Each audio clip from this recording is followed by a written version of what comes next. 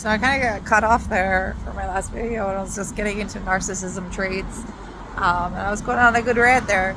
Um, but I was going on to the matter of like how we can even act cold sometimes, and I was talking at the beginning of my last video of how these can kind of be defense mechanisms that are formed through narcissistic traits, and unfortunately, that can implode on a dismissive narcissist protection mechanism. People who dismiss others become very, very cold, start ignoring, start doing the silent treatment at um, a very, very like high level. May have been actually a defense mechanism from basically um, their upbringing, where they were around someone who was very dismissive or gaslit their experience, so that it wasn't existing. So they learned how to internalize things, and they learned how to be like in themselves more so, and that they know that if they do this, that they're going to get like a form of reaction, because the narcissist would have definitely not enjoyed that reaction by removing them. And then some self-sabotagers that are internalizing that stuff, they will see it as someone who someone who basically loves them, or someone who cares about them, is someone who's actually returning and coming back to the situation. Whereas a narcissist would have used, there would have been like two sorts of plays with them. So the narcissist would like love bomb and like come back, and that's why like borderlines can like end up coming back to like very narcissistic relationships where they're going into a love bomb situation. And then you have the situation of like basically a narcissist who like finds a new supply. So like they find a new supply, and now you're the scapegoat, you're the reason, and so they internalize that shame, and they see it as like a good severance, like they protected themselves from that harm. But then there's this healthy, genuine bond situation where like basically that person really genuinely cares about you and is coming back and looking to communicate what's going on. And you are almost testing this individual to see where they lay in their affection to you, because of the way other people were so discarding to you in your past. And that's a reoccurring pattern that I see with a lot of borderlines, and why borderlines can end up with narcissistic relationships, where they're re-traumatizing themselves, and they're trying to differentiate like who's who, when they don't know any better, essentially.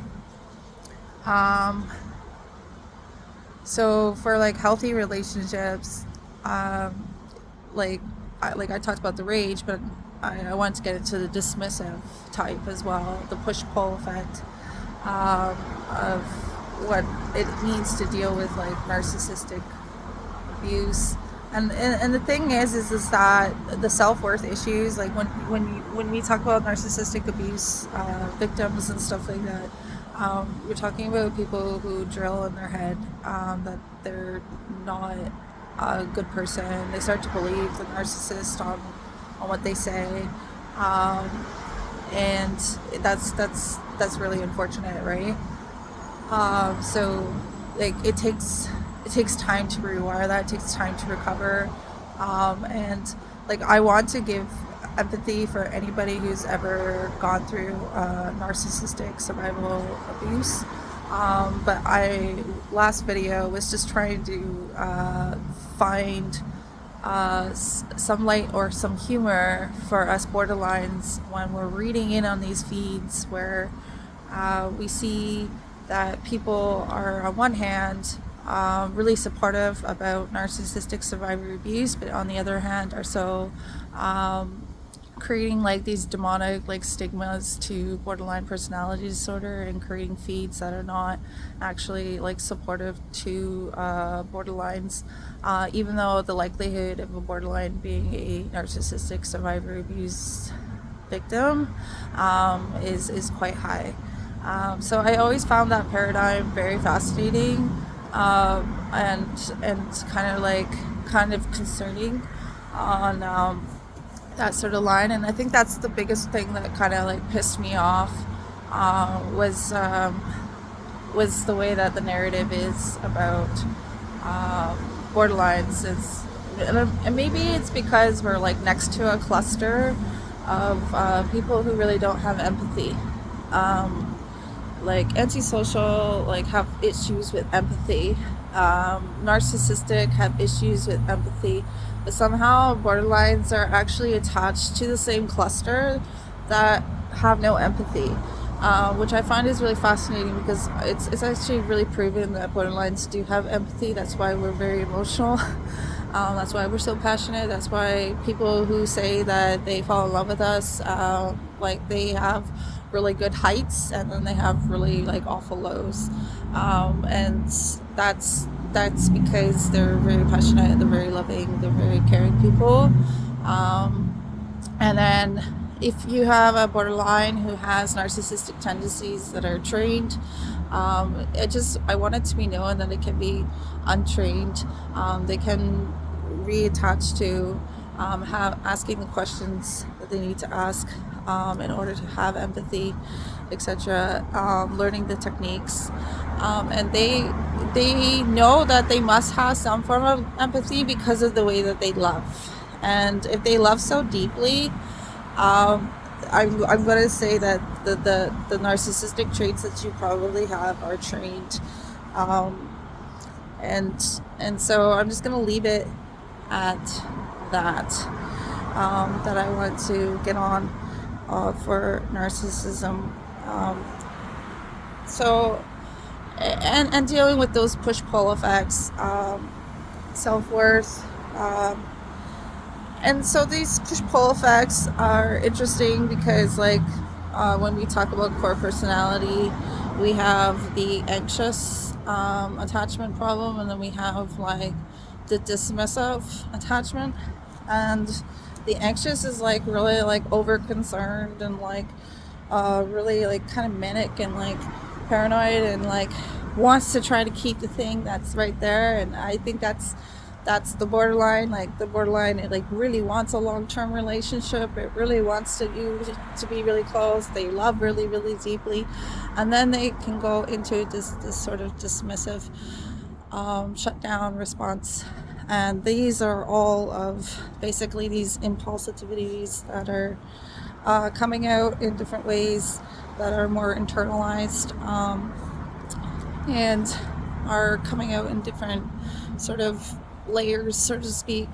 And, I don't think it's just one sort of attachment. The reason why I say that is because for a large percentage of borderlines, I think they kind of deal with two personality attachments to their role models, whether that be the mother, father, whether that be dealing with two personalities with their parental figure. Like if you had a parental figure that was bipolar or borderline, you're more likely to have borderline. That means that you were dealing with a parent that had like two personalities as well. And I don't think that this stuff is necessarily inherent. I actually believe that this stuff is like every child is born, and that basically your first bonding, your first main bonding, that's your attachments that are going on, that are core to your attachments of your personality, like your core attachments that you have in life. And that, it's kind of like every baby that's born has that ability to attach. It's just whether or not their role model or their parent was able to meet on that spectrum. And I think that it is trauma-based diagnosis that has, when not caught or when not identified, can be carried forward to the next child because the parent doesn't have the proper attachment styles to be giving like a healthy bond to their children. Um, so that's just my personal opinion on that. I also really, in my previous videos, talked about systemic oppression and how we are a society that is just recovering currently from um, a large movement, because like previously we had the generation of seen but not heard, um, and however many years ago that was, that we see that seen not heard generation would have definitely had attachment issues going on, where their emotions were not being validated, or severances were happening on those role models, and how that affected the next generation over, maybe even into now is what I'm saying too. uh, and I also think when we talk about like the history of like child grooming and like sexual assaults and how things were so hush hush, and women didn't have the same organization and force to kind of combat the communication of that. I think that has only really heightened in the last couple decades because of the internet, and there is still a residual healing going on, and I think a lot of borderlines were developed from victims of sexual assault, victims of real abuse, and um, it's it has traits that I think can really form through puberty, where identity is being formed. Because if you don't have the right attachments and you're going through puberty with all these hormone changes, it's an even harder time to essentially go through. So I'm I'm thankful that I've started dialect behavioral therapy. Just in general, I I've been doing dialect behavioral therapy for, whew, I think just over 2 years now. Yeah. And it's been really, really helpful, like in my life.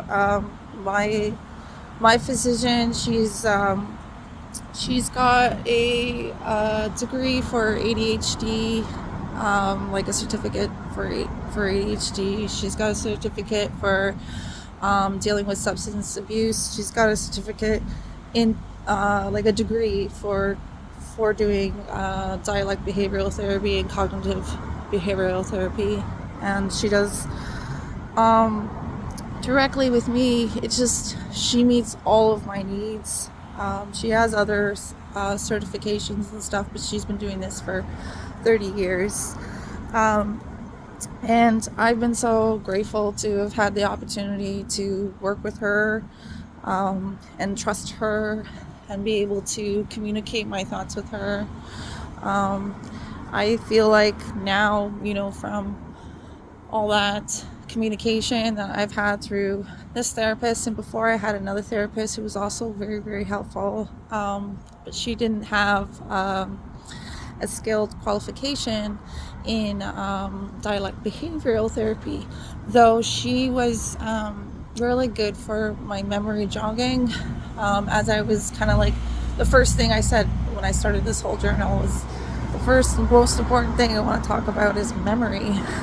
Because memory is like the first thing that we get attacked on being a borderline, and memory was the thing that was constantly gaslit maybe in our upbringing, and it's really important to just be memory jogging, but not necessarily memory jogging out loud. Like if I had tried to do this conversation publicly, um, like 6 or 7 years ago, when I was going to see that therapist, I probably would have looked really out of place and not all there.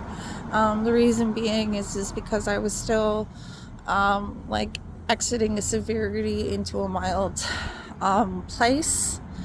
Um, and I was addressing like a lot of intense, like traumatic, like memories, um, kind of firsthand again.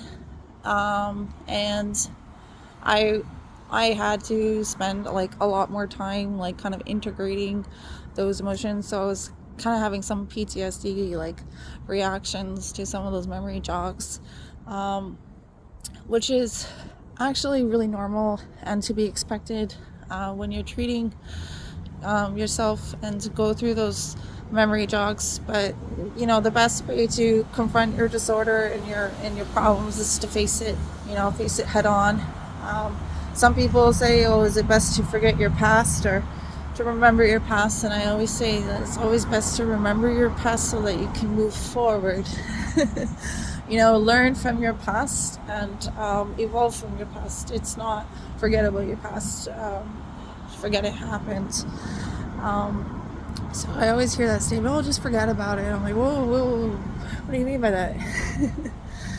um, so just a thought, to have.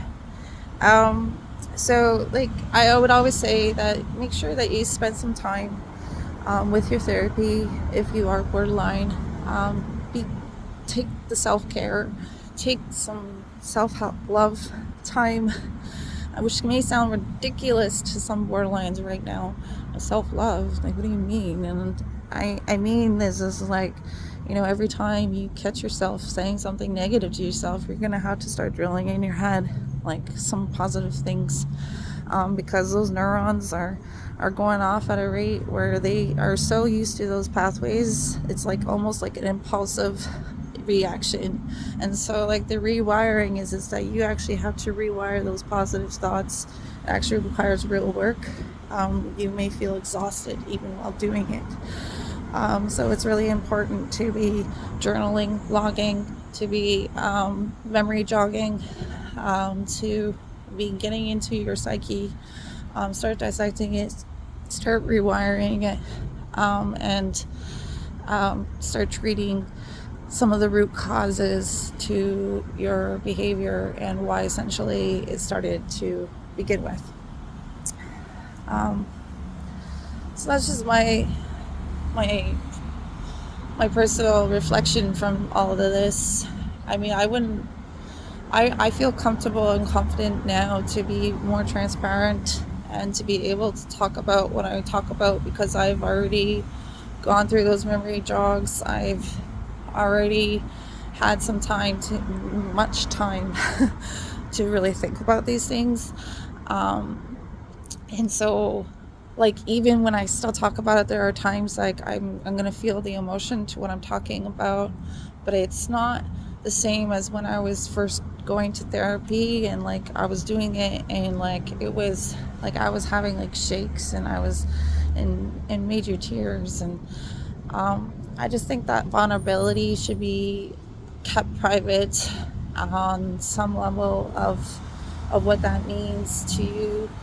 And some of the vulnerabilities that I choose to expose is to help remove the black and white thinking that we have going on about borderline and to allow more empathy for people to understand that most borderlines have actually gone through real trauma, real abuse, and that we have to be more receptive to the treatment of borderline in a more genuine and compassionate way than demonizing and stigmatizing and discriminating against the disorder in itself. Because we know that it's treated through behavioral therapy. And we know that behavioral therapy could essentially be beneficial for everybody. Actually, everybody. And if anything, it could be even beneficial to the partner of a borderline, for their partner to even attempt to go do dialectic behavioral therapy as well. The reason I say that is because your borderline girlfriend could be really sensitive to criticism, to um, anger, to frustration, which may seem minuscule to your normal relationships, but because she's been around those traumatic events, she's maybe more sensitive or hypersensitive to these things. Um, and so, if you go see a dialect behavioral therapist, you're going to meet somebody who knows what borderline personality disorder is.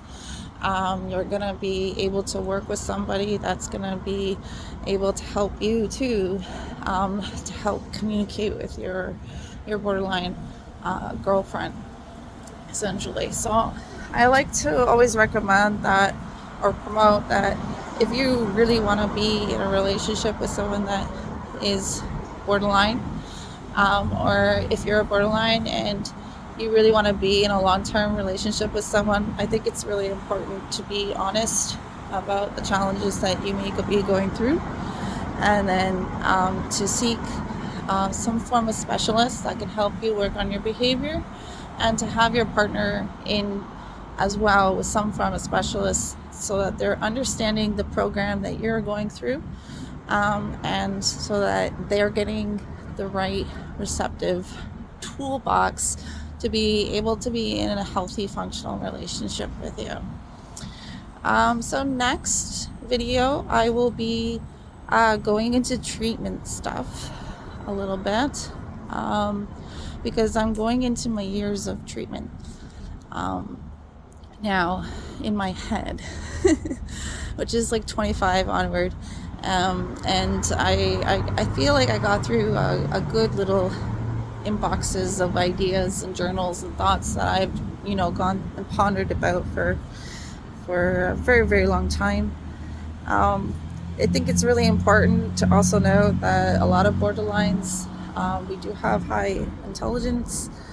Um, you know, we like to praise people in schools that are gifted and give them badges, but it's like almost borderlines.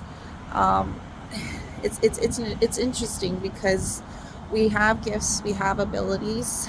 We're likely actually quite gifted in thinking outside of the box, and if applicable and put right, borderlines can be very, very successful in their lives, is what I'm getting at. Like, we're very gifted overall, and that's just statistically proven, that's the case. Anyways, I'm gonna peace out. Bye.